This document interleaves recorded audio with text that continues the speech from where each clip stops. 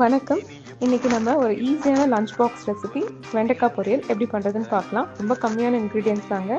தாளிக்கிறதுக்கு கடுகு, உளுந்தம்பருப்பு, ஜீரகம், காரத்துக்கு காஞ்ச மிளகாத்தூள், மஞ்சத்தூள் அண்ட் மிளகுத்தூள் ஆட் பண்ணிக்கிறேன். இதை நான் அயன் கடாயில் பண்ண போகிறேன். வெண்டைக்காயை இந்த மாதிரி ரவுண்டாக ஸ்லைஸாக தின்னாக கட் பண்ணிக்கோங்க. அயன் கடாயில் ஆயில் போட்டுட்டு கடுகு, உளுந்தம்பருப்பு, கொஞ்சமாக எடுத்துருக்கிற ஜீரகம் இதையும் போட்டு தாளிச்சிட்டு மசாலாவையும் ஆயிலோட ஆட் பண்ணிக்கோங்க. இது பண்ணுறதுனால என்ன அட்வான்டேஜ்னால் ரொம்ப நேரம் நின்று கிண்டிக்கிட்டே இருக்க தேவையில்லை. காயை உள்ளே போட்டுட்டு ஈவனாக ஸ்ப்ரெட் ஆகிற மாதிரி பார்த்துக்கோங்க. மசாலா உள்ளே போடும்போது அடுப்பு லோ ஃப்ளேமில் வச்சுக்கோங்க, இல்லைனா கருகி போயிடும்.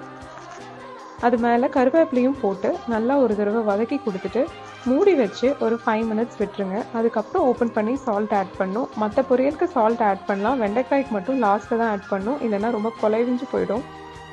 ஸோ அதுக்கப்புறம் சால்ட் ஆட் பண்ணி நல்லா ஒரு தடவை பெரட்டி விட்டுட்டு திருப்பி மூடி வச்சு ஒரு 2 நிமிஷம் விட்டுட்டு எடுத்திங்கன்னா இந்த மாதிரி ஈஸியாக கட் பண்ணுற மாதிரி குக் ஆகிருக்கும். இது ரொம்ப ஈஸியான சிம்பிளான lunch box recipe. Healthy eating.